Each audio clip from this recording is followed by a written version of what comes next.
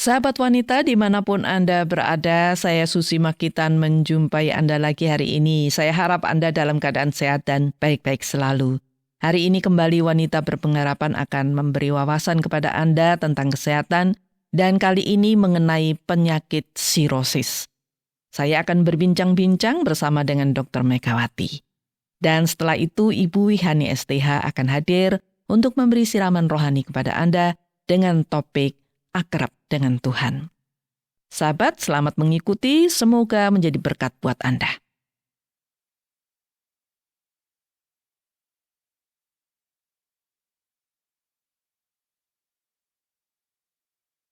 Sahabat, apakah Anda pernah mendengar kata sirosis? Bila belum pernah, hari ini kita akan mengenal penyakit sirosis dan Dr. Mega akan menjelaskan kepada kita apa itu sirosis dan bagaimana gejalanya serta mengatasinya. Dan saat ini Dr. Megawati sudah bersama saya dan kita akan mulai saja perbincangan mengenai sirosis. Apa kabar dok hari ini? Sehat-sehat saja selalu ya. Aduh senang saya kalau dokternya sehat terus. Terima kasih untuk kehadirannya dan kali ini kita akan berbicara mengenai sirosis. Ya. Dan sirosis agaknya kurang umum ya kita dengar. Yang kita dengar kan stroke, diabetes, gitu, hipertensi gitu ya. Iya. Nah sebenarnya sirosis ini apa nih dok? Sirosis itu adalah proses akhir dari perjalanan penyakit hepatitis yang kronis. Jadi radang hati, di hatinya itu ada banyak luka yang memasuki tahap akhir. Sudah tidak bisa dikembalikan keadaan semula. Jadi hatinya sudah memang hancur berbenjol-benjol, gitu ya. mengecil, mengerut. Tidak berfungsi lagi gitu. Ya fungsinya sudah berkurang, bukannya tidak berfungsi. Mengecil ya, sampai mengecil ya dok ya? Iya. Itu sirosis ya. Penyebabnya apa ini dok? Virus Penyebabnya juga? ada 2. Penyebabnya ya pasca hepatitis. Jadi sesudah sakit hepatitis. Yang banyak itu. Tapi ada namanya sirosis alkohol. Itu dari alkohol. Jadi orang yang minum alkohol terus itu bisa sirosis. Hatinya mengecil, berbenjol, penuh dengan luka, ada radang pada tahap akhir. Itu berarti sehari-harinya dia minum alkohol ya?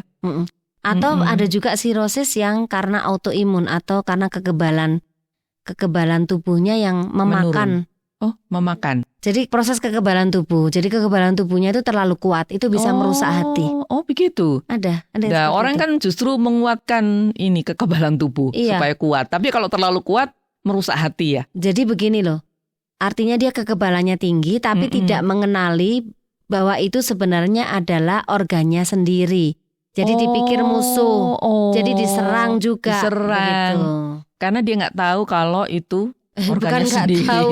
Nggak mengenali. Jadi memang ada penyakit seperti itu. Gitu ya. Autoimun, alkohol, atau pasca hepatitis. Itu ada 3 penyebab sirosis. Jadi orang yang berisiko ini adalah orang yang terkena hepatitis yang tidak ditangani dengan baik, yang akhirnya menjadi sirosis. Kemudian orang yang banyak minum alkohol itu ya dok ya. Atau autoimun. Autoimun tadi Terakhir itu autoimun. yang dokter jelaskan tadi itu. Jadi imunnya terlalu kuat ya. Pokoknya berisiko itu adalah orang yang sakit hepatitis, radang hati dan kronis. Kronis ya, lebih dari 6 bulan itu ya. Iya. Tidak ditangani dengan baik dan dia bisa beralih ke sirosis tadi itu. Iya. Nah ini tanda-tandanya bagaimana ini?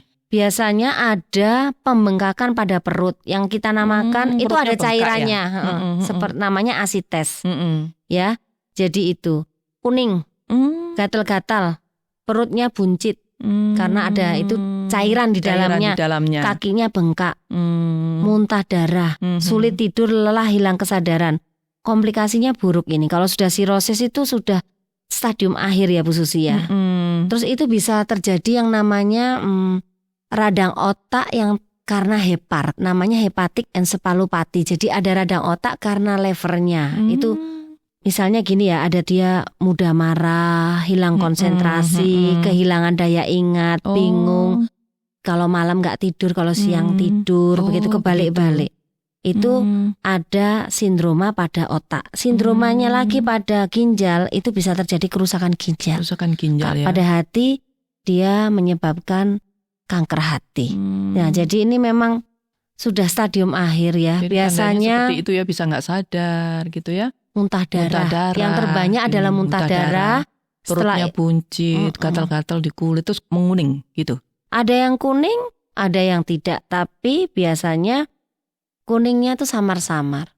Yang menyebabkan dia meninggal kebanyakan adalah karena muntah darah. Muntah darahnya. Iya. Jadi itu akibat fatalnya ya. Iya, Jadi fatalnya orang yang bisa, namanya sirosis ini kan dia mempengaruhi pembuluh darah. Yang saya katakan tadi jadi varises, Bu Susi. Di mana-mana ada varises. Perut lah. Varises yang paling besar itu biasanya di namanya kerongkongan. Tempat jadi makan itu. Muntah. Iya. Darah ya itu. Misalnya makan sambel apa-apa terus tato pecah pembuluh darah kan muntah. Itu muntahnya darah-darah segar ya. Terus perutnya membesar itu kalau dikeluarkan cairan, asites. Gitu. Kalau Jadi perutnya membesar penuh dengan cairan kan berarti orangnya mahnya terdesak, ususnya terdesak, buang air besarnya sulit, kadang konstipasi atau dia jadi mual, muntah gitu ya dok ya. Iya.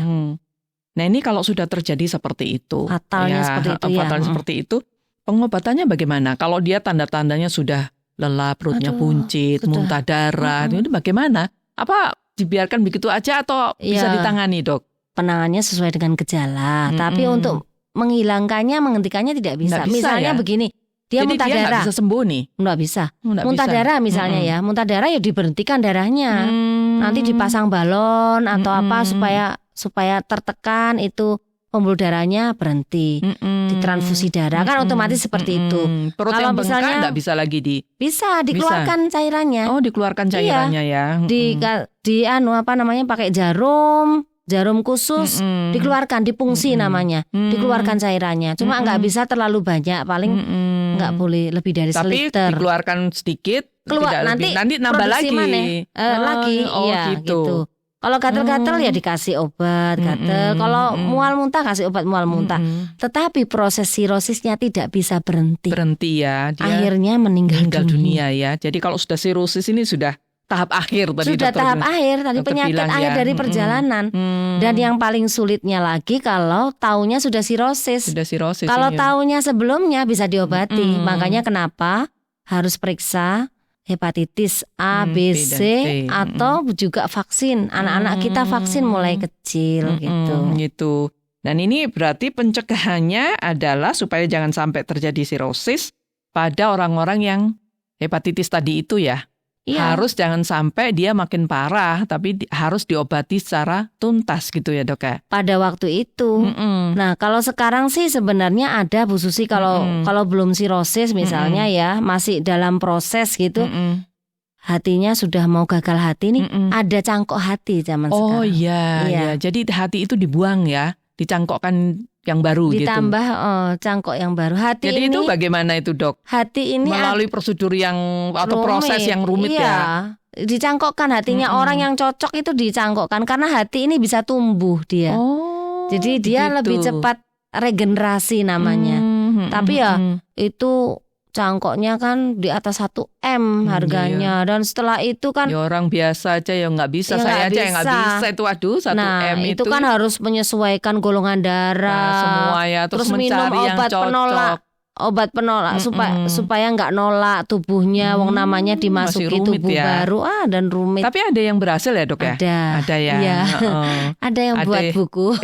Ya betul, ada yang berhasil. Berarti itu dia punya duit banyak ya. Iya. Terus dia sabar melalui semua proses yang melelahkan itu. Kalau saya baca bukunya itu harus sabar itu. Iya. Dicek. Bahkan setelah dicangkok pun dia masih harus dicek terus ya. Uangnya banyak. Iya, itu memang harus banyak. Nah, jadi pengobatannya itu sebenarnya pengobatan untuk meringankan saja. Kalau misalnya dia masuk rumah sakit gitu ya, dietnya manis-manis, makanan halus penuh dengan protein, tapi prosesnya di hati kalau sudah sampai namanya sirosis ini Bu Susi sudah tidak bisa diapa-apakan. Tidak bisa ya. Ya ditunggu saja. Iya. Dan orang itu banyak yang meninggal ya kalau sudah sirosis ya dok ya. Iya, pasti. Tidak bisa. Ya kecuali keajaiban Tuhan ya. Kalau secara medis tadi, itu, dicangkok itu ya. sudah stadium akhir, gagal sudah ya. Istilahnya namanya gagal hati. Kan ada gagal jantung, ada gagal ginjal, ini udah gagal hati ya. Begitu ya dok ya. Terima kasih banyak untuk penjelasannya dan wawasan yang diberikan.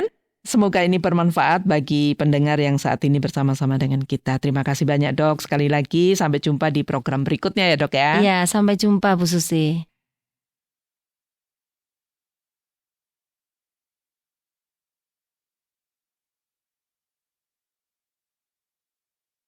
Sahabat, semoga perbincangan mengenai penyakit sirosis tadi bermanfaat bagi Anda dan juga keluarga Anda.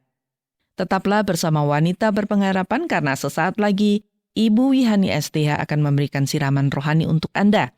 Saya yakin siraman rohani ini akan menguatkan iman percaya Anda kepada Tuhan. Tetapi sebelum itu, mari mendengarkan sebuah lagu pujian berikut ini yang saya siapkan untuk Anda. Selamat mendengarkan dan semoga Anda terhibur.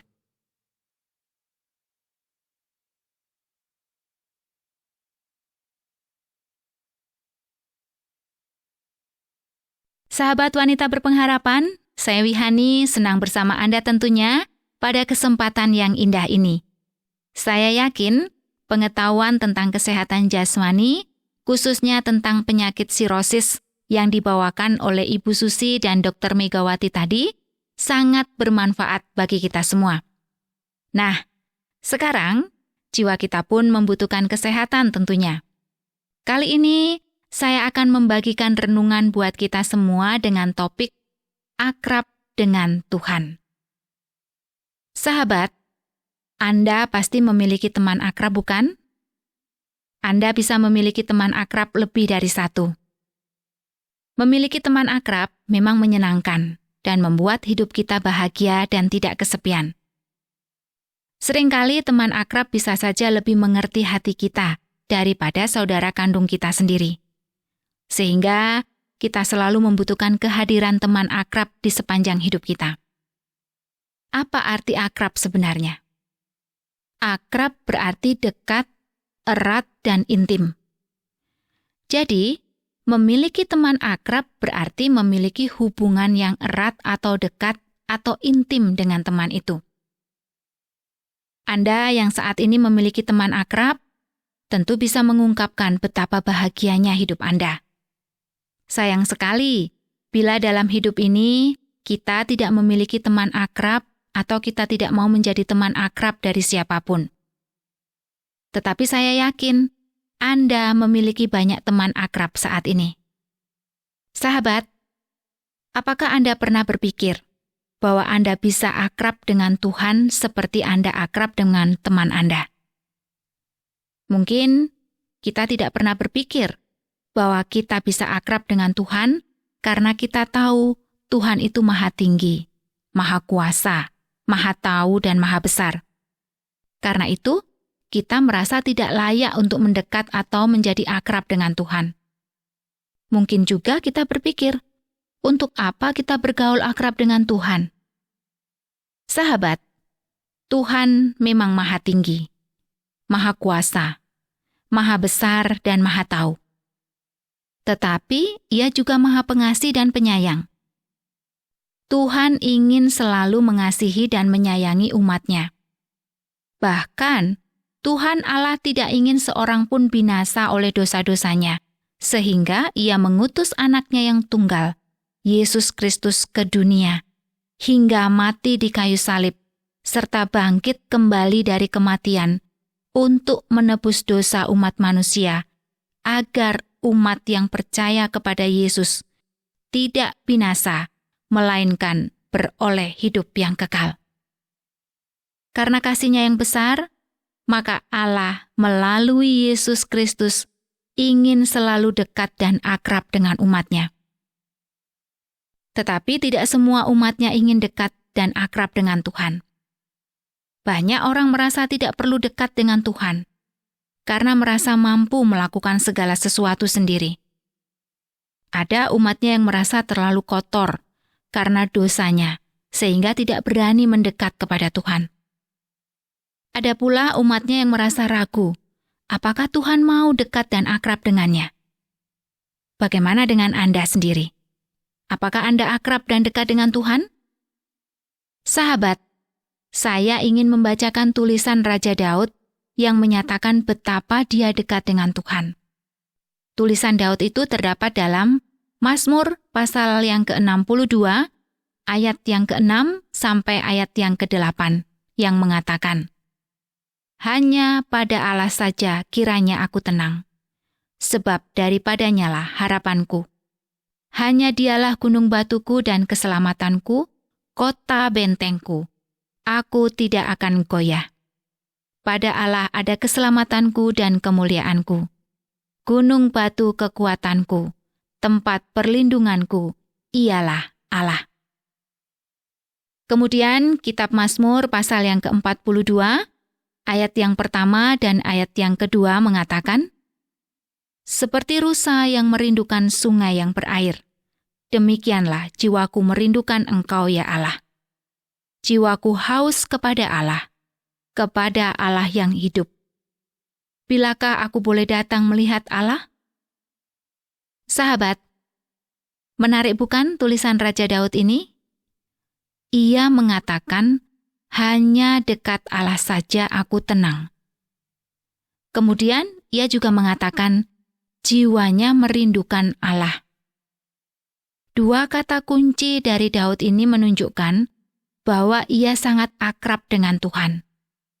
Ia bisa merasakan bagaimana tenangnya dia bila dia dekat dengan Tuhan dan betapa jiwa Daud selalu merindukan Tuhan. Sahabat, keakraban kita dengan Tuhan akan memimpin hidup kita kepada kasih dan kebenaran. Dan bila hidup kita dipimpin oleh kasih dan kebenaran, maka hidup kita akan tenang, bahagia, dan tentu saja hidup kita akan memuliakan Tuhan yang mengasihi kita. Kita tidak tahu kebenaran bila kita jauh dari Tuhan. Kita tidak bisa merasakan kasih Tuhan bila kita jauh dari Tuhan.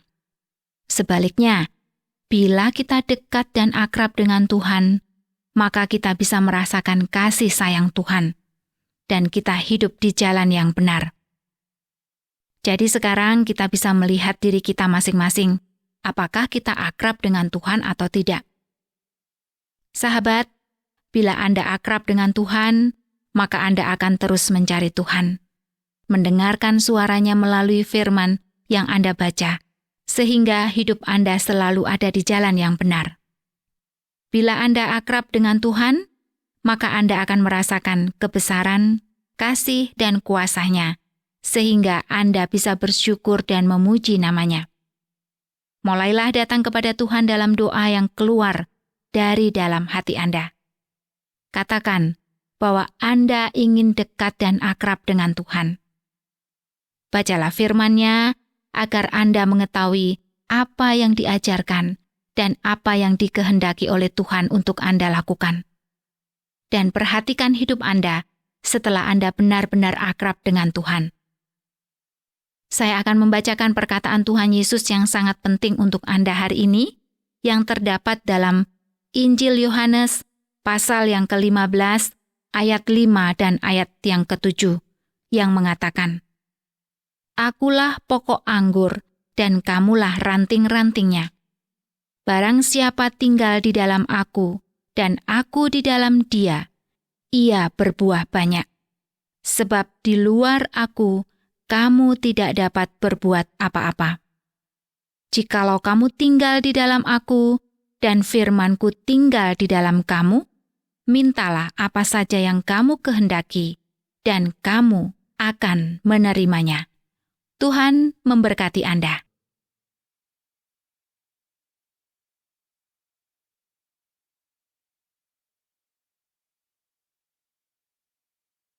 Sahabat wanita berpengharapan, terima kasih Anda sudah bersama kami selama 30 menit dan selesai sudah seluruh acara wanita berpengharapan untuk hari ini.